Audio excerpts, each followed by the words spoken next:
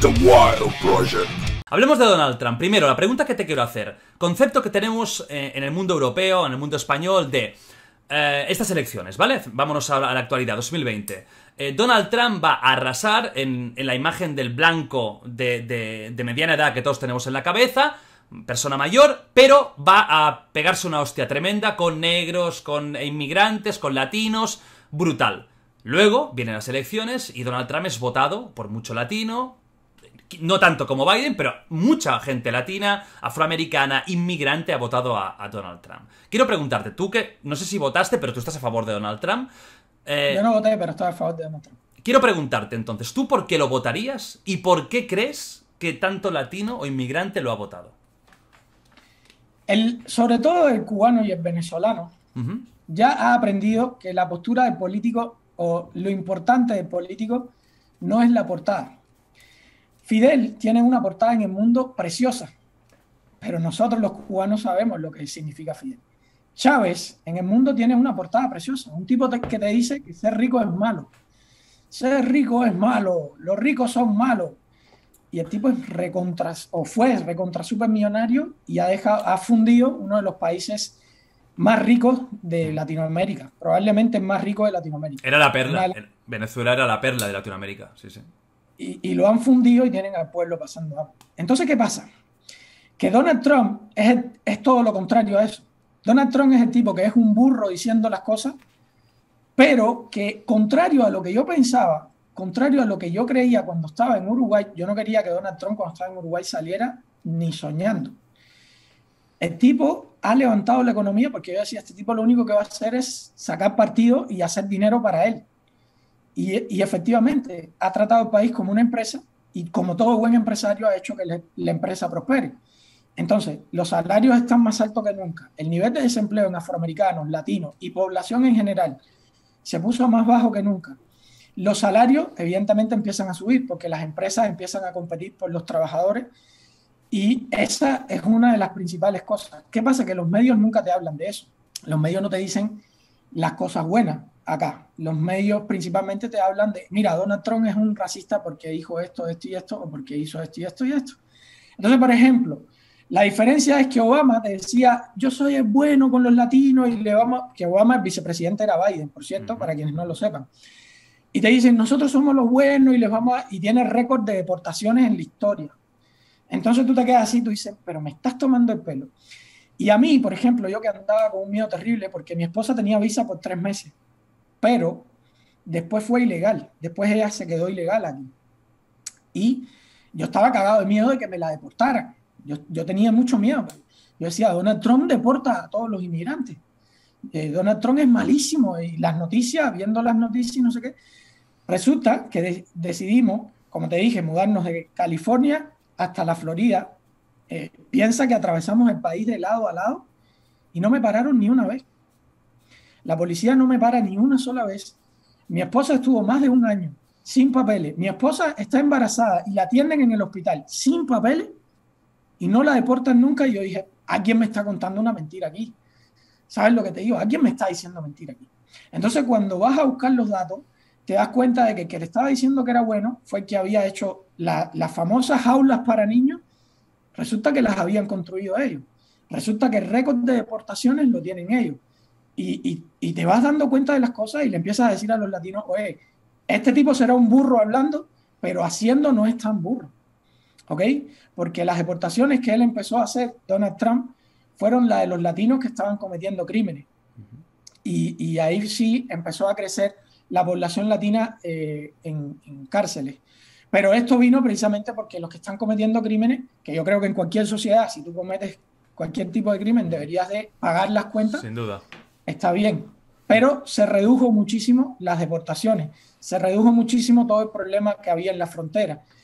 Y eso es desde el punto de vista nada más inmigrante. Pero eso no es el punto mío particularmente. Mi punto es Cuba. Lo que yo creo que la política que él estaba tomando con Cuba era la correcta. Tienes que ahogar al gobierno y permitirle sobrevivir al pueblo, que es la política que puso es voy a trancar al gobierno todo lo que pueda y todas las remesas van a tener que ser enviadas directamente a los cubanos, directamente al pueblo cubano, y no puede pasar por el sistema comunistas de Cuba, porque en Cuba hay una triple moneda. Esto es una explicación muy larga. Lo segundo es, no hay problema con que te hospedes por Airbnb en casa de un cubano, pero si te hospedas en un hotel, que el hotel sí va directamente a las arcas del régimen cubano, entonces sí vas a tener problemas conmigo. Pero no tengo ningún problema con que te hospedes en casa de los cubanos. Y esto los cubanos, muchos cubanos de dentro no se dan cuenta porque también en Cuba sí las noticias son cerradas. Entonces lo que te dice el gobierno es, Biden es bueno, claro, porque Biden te va a dejar que hagas lo que tú quieras y te va a dejar de nuevo recuperar toda esa moneda en dólares que quieres. Y Trump no, Trump iba a poner esos dólares en manos del pueblo, que al final tienes que cambiarlo por obligación y siempre llega al gobierno, pero por lo menos directamente no tiene que pasar un porcentaje por manos del gobierno, sino que directamente va al pueblo. Y lo segundo es el tema guerra. Yo no estoy de acuerdo con la política de guerra que estaban llevando los Estados Unidos, y Donald Trump es el primer mandatario que está en contra de la política de guerra, porque como yo diría, buen negociante, la guerra no es un buen negocio para un negociante real. Porque, ojo, también están los señores de la guerra que hacen negocio amigo, con hay la mucho guerra. negocio en la guerra, muchísimo negocio en la guerra. Ahí está la diferencia. Pero para mí, como ciudadano del mundo, digamos que a mí no me interesa ni una intervención en Venezuela, ni una intervención en Cuba, ni una intervención en Medio Oriente. Para mí, lo que me interesa es que el mundo esté lo más pacífico posible, como está ahora, y que todo esté fluyendo lo mejor posible. Entonces, así es como yo lo veo y por lo que yo creo que Donald Trump sería la mejor opción. A mucha gente que votaron por Biden, yo les digo, vamos a ver cuándo es la próxima guerra, porque eso es una de las cosas principales que va a venir de vuelta. Todo lo que... Es que... Poco puedo decir con lo que dices, ¿no? Tema cubano, claro, lo desconozco, porque el tema cubano yo no soy experto, entonces ahí sí que voy más perdido y me creo lo que dices y realmente... Y yo creo que, lo he dicho, o sea, de hecho, hay un clip en el podcast pasado que es... yo no votaría nunca a Trump, pero no se puede negar que hizo muchas cosas bien. Es que es verdad, es que hizo cosas bien. Estados Unidos tenía una tasa de desempleo antes del coronavirus bajísima, no sé si era un 3 y pico por ciento. Estamos hablando de un país con casi el empleo completo. Eso es una barbaridad. Ahora en el último trimestre creció la economía un 33% y ya bajó de 7% el desempleo. Ya el desempleo está por... O sea, es una barbaridad. Es un desempleo muy bajo, la economía iba bien. Había gente que tenía mucho miedo que con Trump la economía se fuera a la mierda.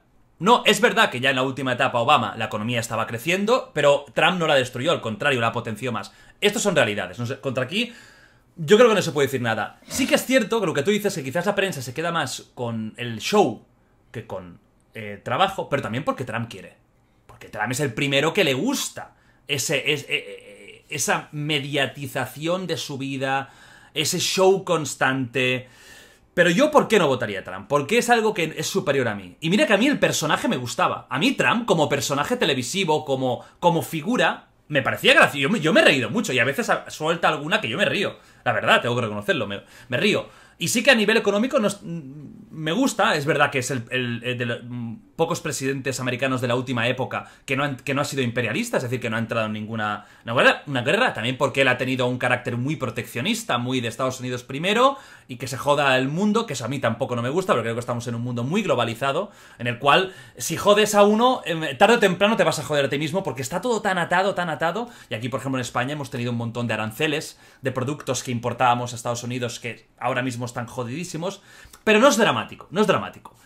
¿Por qué yo, Trump, no podría votarlo? Y yo podría votar a otros republicanos, ojo, pero sí que Trump no. ¿Por qué?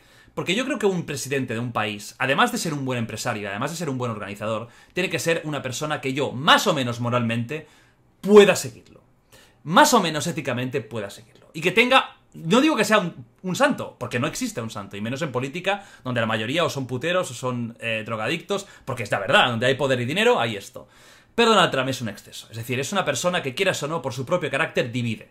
Y ha dividido el país, y Estados Unidos está divididísimo, mucho más que cuando él entró, y esto es una realidad absoluta, solo hace falta ver las calles, cómo están las calles de Estados Unidos. Es una persona que miente mucho, públicamente. Es un tío que te dice, el muro va de puta madre, estamos... El muro no se va a hacer y lo sabes tú, lo sé yo, porque es una construcción faraónica que no es viable a nivel arquitectónico, no se puede hacer eso, no hay dinero, y es estúpido hacerlo porque sería un desastre. te puedes soltar. Mi economía nunca jamás Estados Unidos había crecido tanto. Había etapa de Clinton con un 48% de crecimiento. Es decir, ha habido etapas buenas.